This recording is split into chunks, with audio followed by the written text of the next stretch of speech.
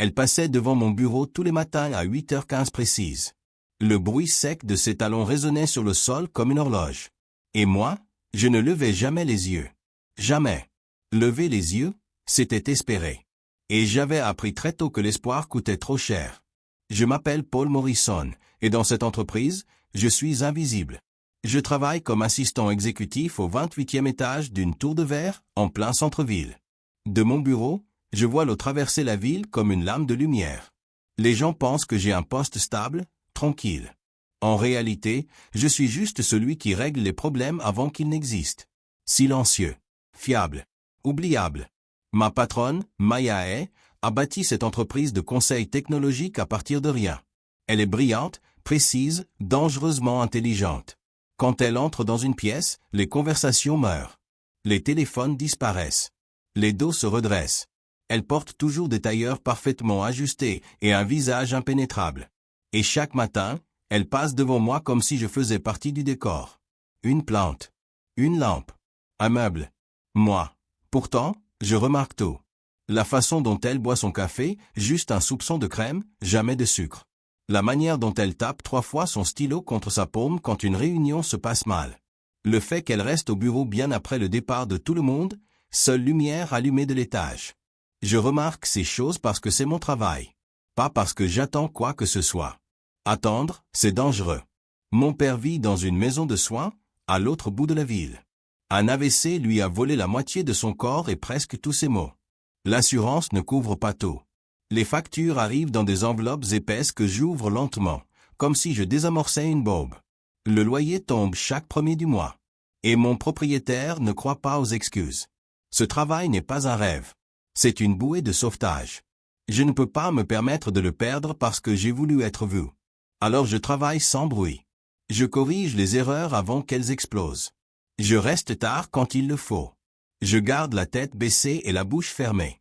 Les gens qui se fondent dans les murs ne sont pas licenciés. C'est la règle que je suis. Ce matin-là avait commencé comme tous les autres. J'ai posé mon sac, allumé mon ordinateur et ouvert l'agenda de Maya. Réunion du conseil à 10h. Déjeuner client à midi. Appel avec New York à 16h. J'étais en train de surligner des notes quand l'ascenseur s'est ouvert derrière moi. Des pas assurés. Elle est passée devant mon bureau, téléphone à l'oreille, parlant de chiffres qui dépassaient probablement mon salaire annuel. Elle ne s'est pas arrêtée. Elle ne m'a pas regardé. Je n'en attendais rien. Puis je les ai vus. Des fleurs. Un énorme bouquet de roses blanches et roses pâles, posé directement sur le coin de mon bureau.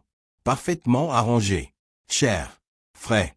Totalement déplacé dans mon petit coin anonyme.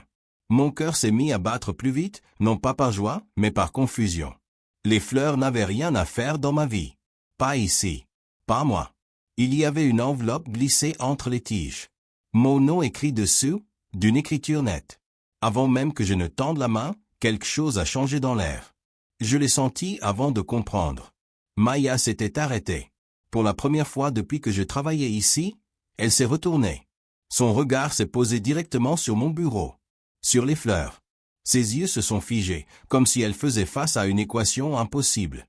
Et pendant une fraction de seconde, j'ai vu passer quelque chose sur son visage. Quelque chose de sombre. Presque, de la colère. Je me suis figé. Ma main suspendue au-dessus de l'enveloppe. Autour de nous, les claviers continuaient de claquer, les imprimantes de bourdonner. Personne ne semblait remarquer. Mais moi, je me sentais exposé, comme si un projecteur venait de s'allumer au-dessus de ma tête. Maya est restée immobile une seconde de trop. Puis elle a ajusté le col de sa veste, son visage est redevenu lisse, contrôlé.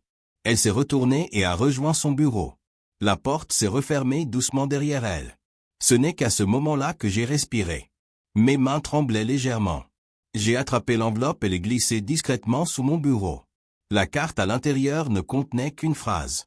Merci de m'avoir vu quand personne d'autre ne l'a fait. Pas de signature. Pas de nom. Juste ces mots. Quelque chose s'est serré dans ma poitrine. Un mélange étrange de gratitude et de peur. Quelqu'un me connaissait.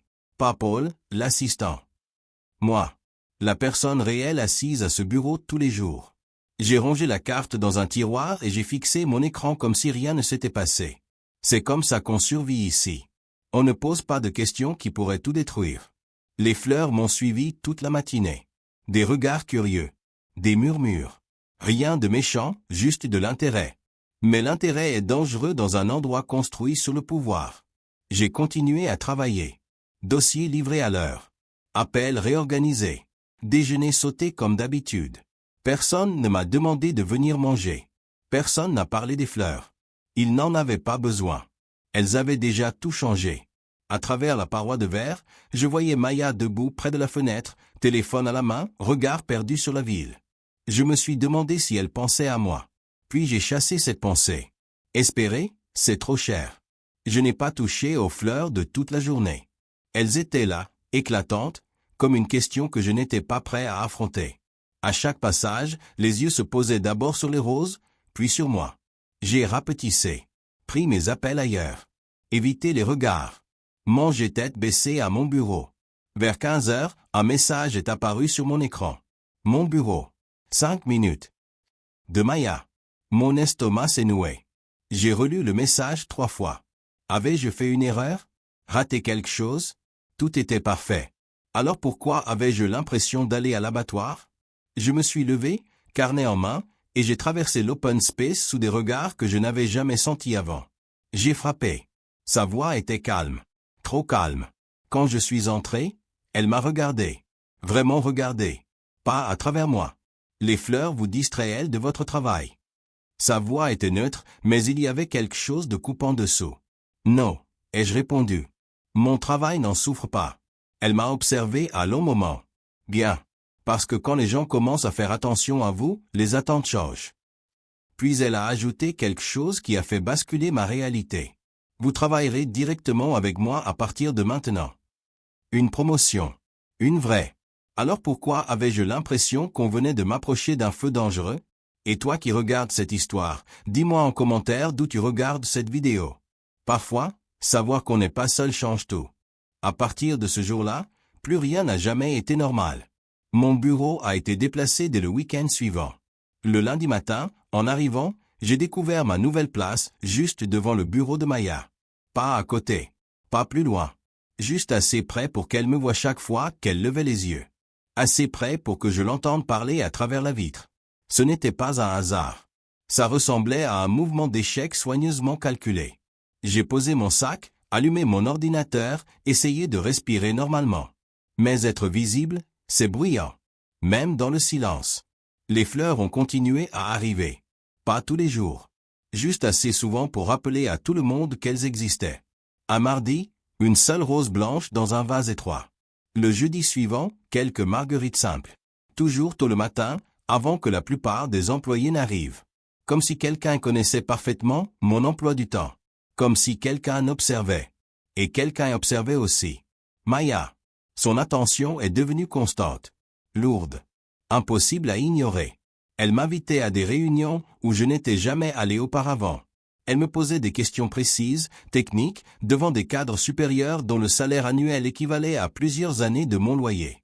Chaque réponse semblait être un test. Quand je réussissais, elle hochait lentement la tête.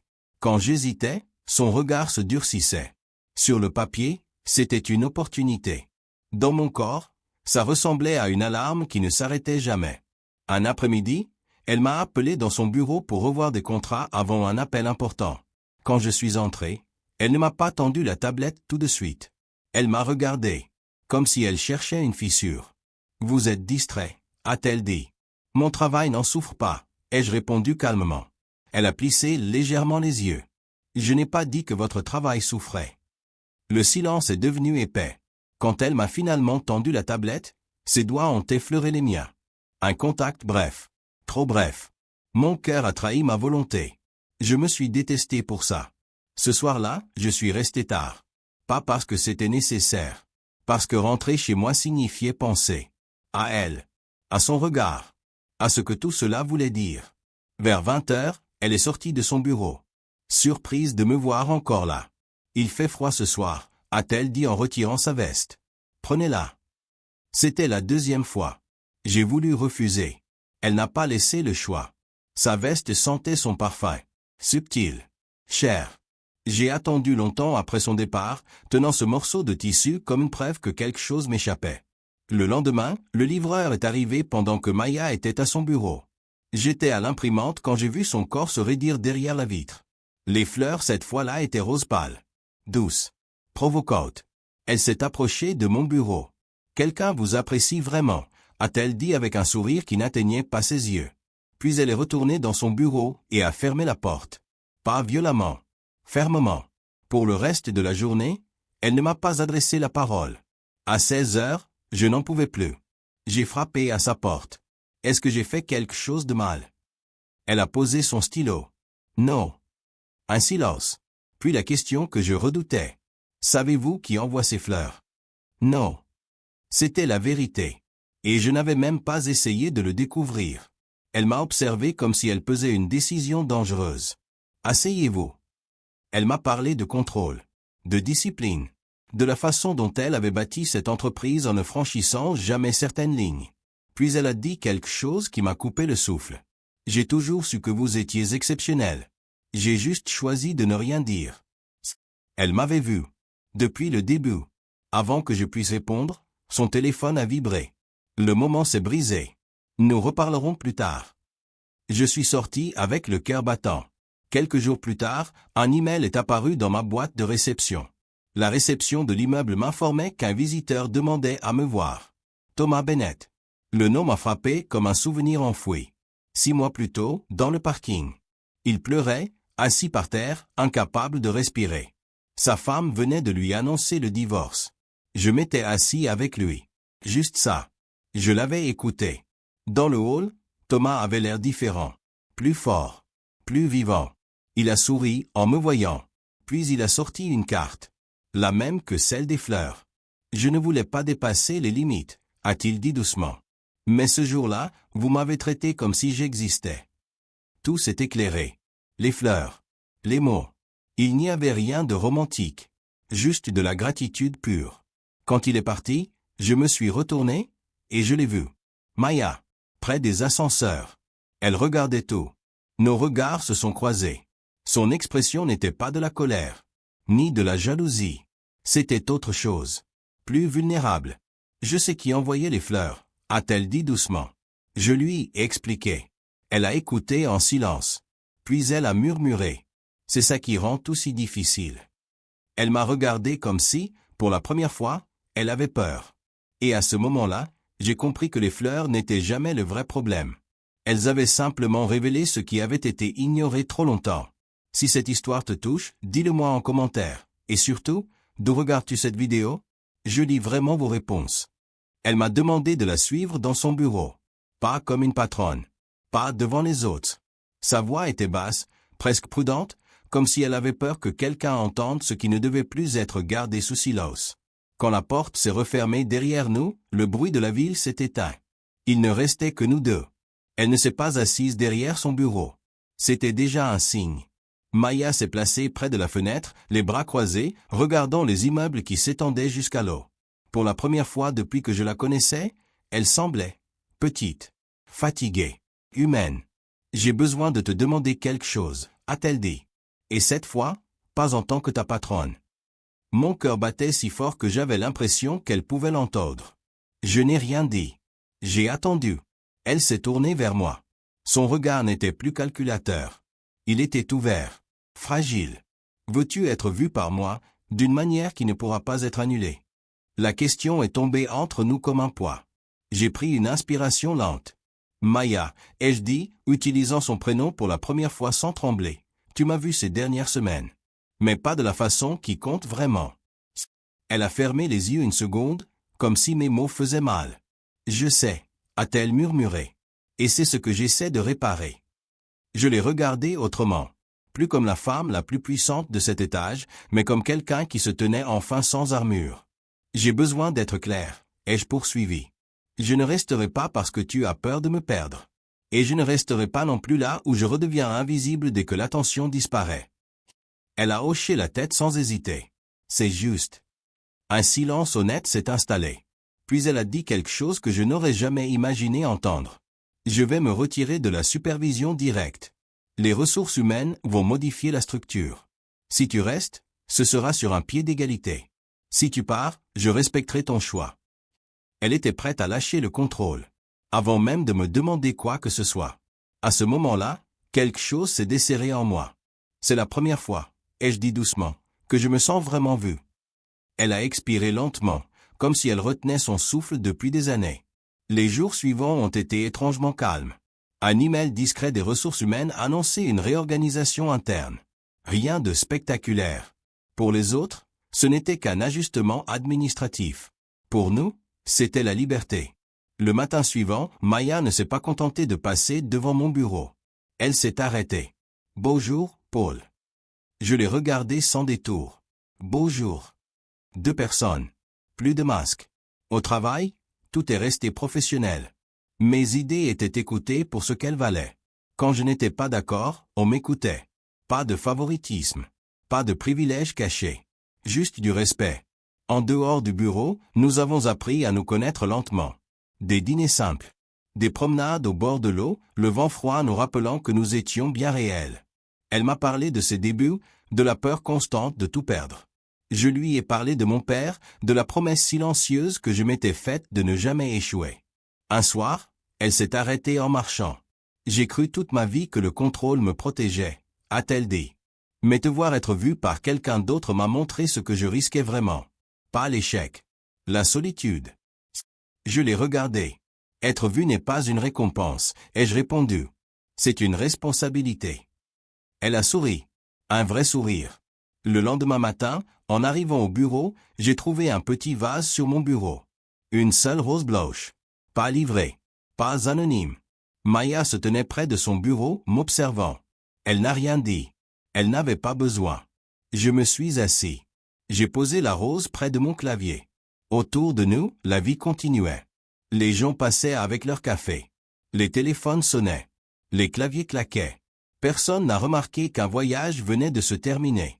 Je n'étais plus invisible. Je n'étais pas possédé. J'étais choisi. Et pour la première fois, Maya avait gagné non pas en se protégeant, mais en avançant. Si tu es arrivé jusqu'ici, merci sincèrement. Dis-moi maintenant d'où tu regardes cette vidéo, et si cette histoire t'a fait ressentir quelque chose. Parfois, tout commence simplement par une phrase que personne n'ose dire. Je te vois.